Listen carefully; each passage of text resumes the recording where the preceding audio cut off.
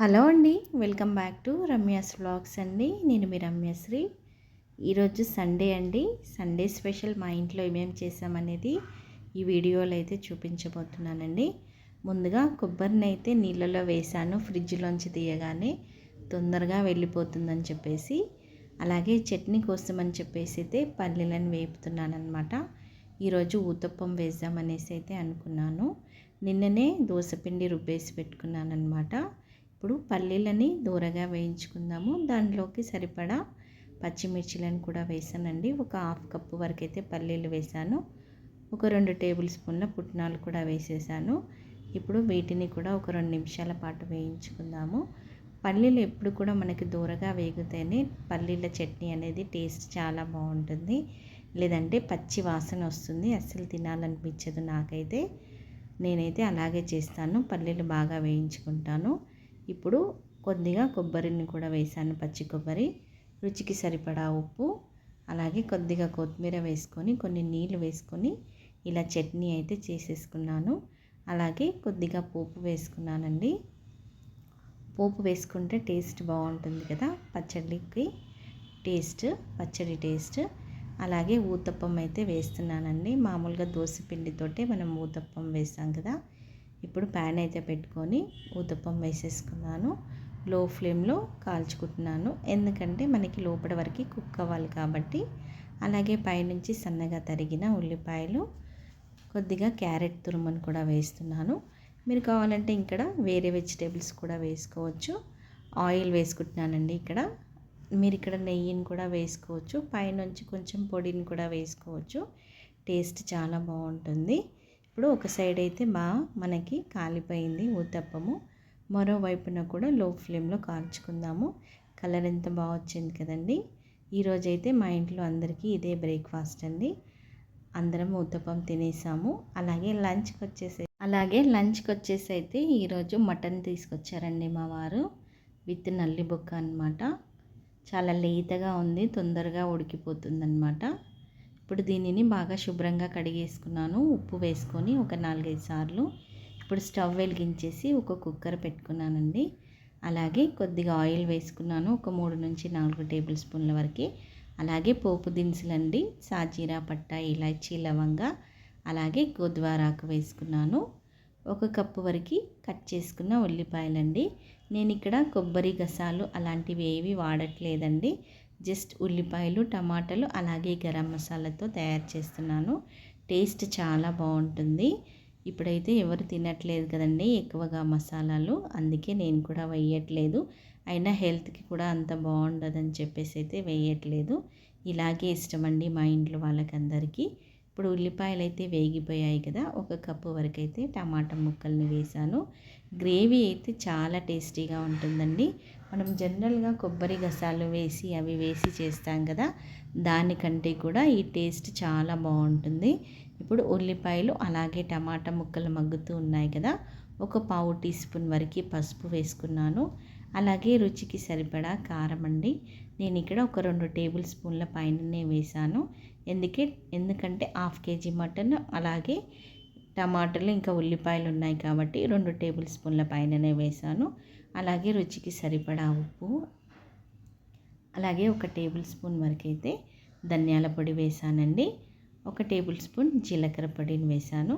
Already మనము ఇక్కడ గరం మసాలా వేసాం కాబట్టి వేయాల్సిన అవసరం లేదు. ఇప్పుడు 1 టేబుల్ స్పూన్ అల్లం వెల్లుల్లి ముద్ద వేసానండి. ఇవన్నీ బాగా కలిపేసుకొని చూసారు కదండి, ఇలా ముద్దలాగా తయారైపోయింది మనకి. ఇప్పుడు ఈ స్టేజ్లో మనం కడిగి పెట్టుకున్న మటన్ అయితే వేసేసుకుందాము. చాలా బాగుంటుందండి టేస్ట్ అయితే. ఇప్పుడు కడిగి పెట్టుకున్న మటన్ని కూడా వేసేసి ఒక 5 నిమిషాల పాటు అయితే దీనిని మంచిగా ఫ్రై చేసేసుకుందాము. ఆ మసాలాలో ఆ మటన్ బాగా పట్టుకునే విధంగా ఫ్లేమ్ని హై ఫ్లేమ్లో పెట్టుకొని మనము ఇక్కడ మగ్గించుకుందామండి. ఎందుకంటే మనకి మటన్లోంచి వాటర్ వస్తాయి కాబట్టి మనకి మాడిపోయే ఛాన్స్ ఉండదన్నమాట. ఇప్పుడు ఇలాగే ఒక 5 నిమిషాల పాటు హై ఫ్లేమ్లో ఉడికించుకుందాము. ఇప్పుడు కొద్దిగా 1 టేబుల్ స్పూన్ వరకు అయితే కస్తూరి మేతి వేసాను. మీరు కావాలంటే పుదీనాను కూడా వేసుకోవచ్చు, కానీ 2 మాత్రం వేయకండి, ఏదైనా ఒకటే వేయండి. కస్తూరి మేతి కానీ పుదీనా కానీ, పుదీనా కంటే కూడా కస్తూరి మేతి వేస్తే ఫ్లేవర్ చాలా బాగుంటుంది. ఇప్పుడు మంచిగా వేగిపోయింది చూసారు కదండి. ఇప్పుడు 1.5 గ్లాస్ వరకు అయితే వాటర్ని యాడ్ చేసేసుకుంటున్నానండి నేను. ఇప్పుడు ఒకసారి బాగా కలిపేసుకొని టేస్ట్ చూసుకోండి. ఏదైనా ఉప్పు కారం తక్కువగా ఉంటే చూసి యాడ్ చేసుకోండి. ఇప్పుడు కొత్తిమీర వేసేసుకుందాము. సన్నగా తరిగిన కొత్తిమీరని వేసుకొని ఒకసారి కలిపేసుకొని మూత పెట్టేసి కనీసం ఒక 4-5 విజిల్స్ వచ్చేంత వరకు హై ఫ్లేమ్లో ఉడికించుకుందామండి. ఎందుకంటే మనకి మటన్ ఉడకడానికి కనీసం ఒక 10 నిమిషాలన్నా టైం పడుతుంది కదా. ఇప్పుడు అలాగే ఈరోజు మటన్తో పాటు కీమా కూడా తీసుకొచ్చారండి మా వారు. కీమాని కూడా వండుతున్నాను. ఇది ఒక 1/4 కేజీ ఉందన్నమాట. ముట్టిలు చేయమన్నారు కానీ నాకు అంత టైం లేదని చెప్పేసి అయితే నేను చేయలేదండి. దీనిని కూడా నేను కీమా కర్రీయే చేస్తున్నాను. చపాతీలోకి అయితే చాలా బాగుంటుందండి కీమా ఇంకా చపాతీ కాంబినేషన్. అలాగే మటన్కి వచ్చేసి అయితే నేను బగారా రైస్ చేశానండి. బగారా రైస్తో కాంబినేషన్ చాలా బాగుంటుంది. ఒకసారి ప్లాట్ఫామ్ అంతా క్లీన్ చేసేసుకుంటున్నాను. నాకు మరీ గజిబిజిగా ఉంటే ఇష్టం ఉండదన్నమాట. ఎప్పటికప్పుడు నీట్ చేసుకుంటూ నేను అలాగే వంట చేస్తూ ఉంటాను. ఇప్పుడు కుక్కర్ అయితే పెట్టేసుకున్నాను కదా. ఒక 3-4 టేబుల్ స్పూన్ల వరకు అయితే ఆయిల్ వేసుకున్నాను. ఆయిల్ మంచిగా వేడెక్కాక దీంట్లోకి ముందుగా మనము సాజీరా వేసుకుందామండి. 1/2 టేబుల్ స్పూన్ సాజీరా వేస్తున్నాను. అలాగే ఉల్లిపాయలండి. నేను ఇక్కడ గరం మసాలా వేస్తానని చెప్పేసి పోపులో ఏమి వేయలేదు, ఖాళీ సాజీరానే వేశాను. అలాగే 1 కప్పు వరకు అయితే, సగం కప్పు వరకు అయితే ఉల్లిపాయలు వేశాను. ఒకసారి బాగా కలిపేసుకుందాము. ఉల్లిపాయలు కొంచెం మగ్గేంత వరకు, మరీ ఎక్కువగా కాదు, జస్ట్ కొద్దిగా కలర్ చేంజ్ అయితే మనకి సరిపోతుందన్నమాట. చూసారు కదండి, ఈ విధంగా ట్రాన్స్పరెంట్ కలర్ వచ్చేస్తే సరిపోతుంది. మరీ బ్రౌన్ కలర్ రావాల్సిన అవసరం లేదు. అలాగే దీంట్లోకి మనము కడిగి పెట్టుకున్న కీమాని వేసుకుందాము. ఎందుకంటే నేను ఇక్కడ అన్నీ వేయట్లేదండి. కీమాని కొంచెము ఆయిల్లో ఫ్రై చేసుకున్నాక అప్పుడు పసుపు, ఉప్పు, కారం అవి వేసుకుంటాను. ఎందుకంటే జనరల్లో కీమాలో వాటర్ ఉంటాయి, నీసు వాసనలాగా వస్తుందని చెప్పేసి నేనైతే ఒక 5 నిమిషాల పాటు నూనెలోనే బాగా ఫ్రై చేసుకున్నాక అప్పుడు వేసుకుంటాను. చూసారు కదా, ఆయిల్ మొత్తం పైకి వచ్చేసింది కదా. ఇప్పుడు 1/2 టీ స్పూన్ పసుపు, 1 టేబుల్ స్పూన్ అల్లం వెల్లుల్లి ముద్ద అండి. ఇప్పుడు దీన్ని వేసేసుకొని ఒక 2 నిమిషాల పాటు బాగా ఫ్రై చేసుకుందాము, పచ్చి వాసన పోయేంత వరకు. చాలా బాగుంటుందండి కీమా అయితే. చిన్నపిల్లలకి కూడా పెట్టచ్చు, చాలా బలం కూడా కీమా. ఇప్పుడు ఆయిల్ పైకి వచ్చేసింది కదండి, చూసారు కదా. దీంట్లోకి రుచికి సరిపడా కారము, అలాగే ఉప్పు అండి. 1 టేబుల్ స్పూన్ వరకు అయితే నేను కారాన్ని వేశాను. అలాగే రుచికి సరిపడా ఉప్పు ఒకసారి వేసేసి దానిని కూడా కలిపేసుకుందాము. చూస్తేనే నోరు ఊరిపోతుంది కదండి, అంత టేస్టీగా కూడా ఉంటుంది. మటన్ చికెన్ ఇష్టపడని వాళ్ళు ఎవరైనా ఉంటారండి ఇంట్లో. ఇప్పుడు అలాగే 1/2 కప్పు వరకు అయితే టమాటా ముక్కల్ని వేసానండి. మీకు ఇష్టం ఉంటే వేసుకోండి, లేకపోతే లేదు. కానీ బాగుంటుంది టేస్ట్, తిన్నా కొద్దీ తినేయాలనిపిస్తుందండి, అంత బాగుంటుందన్నమాట. ఇప్పుడు ఫ్రెష్గా దంచుకున్న గరం మసాలా వేసుకోండి, టేస్ట్ చాలా బాగుంటుంది. 1 టేబుల్ స్పూన్ వరకు వేసాను. అలాగే 1 టేబుల్ స్పూన్ ధనియాల పొడి, కొద్దిగా కస్తూరి మేతి ఫ్లేవర్ కోసం అన్నమాట. ఇప్పుడు ఒకసారి కలిపేసుకుందాము. అవన్నీ బాగా మనకి కలిసిపోయే విధంగా వేసిన మసాలాలన్నీ.